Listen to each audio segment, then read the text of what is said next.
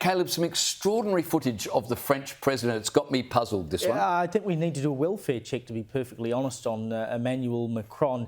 He landed in Vietnam, and this is what the cameras captured as the doors opened on the front of the plane. There's the president there, and then you will see he gets smacked in the face, or at least pushed, and he sort of gestures back to the bloke there, smiles at him, and then turns around and with a far more stern look on his face walks back onto the plane. And then you can see that is the sleeve that you saw pushing Macron in the face was that of his wife, Bridget. Now, you know, whether or not that was some sort of playful tiff or she was actually going at him, you know, I mean, that's a potential case of domestic violence right there.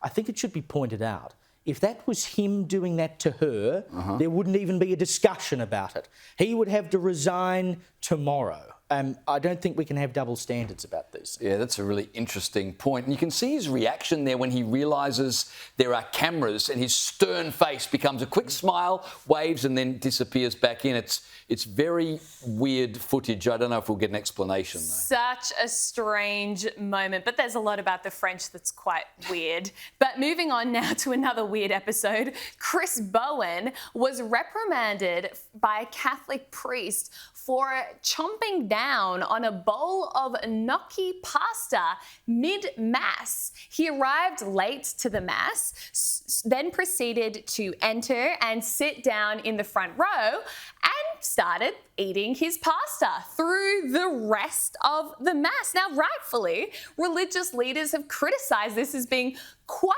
disrespectful and insensitive, but he's claiming he didn't even know he was in the Mass. I don't know what's more ridiculous. I think it's easy to believe Chris Bowen had no idea where he was because he typically has no idea about anything.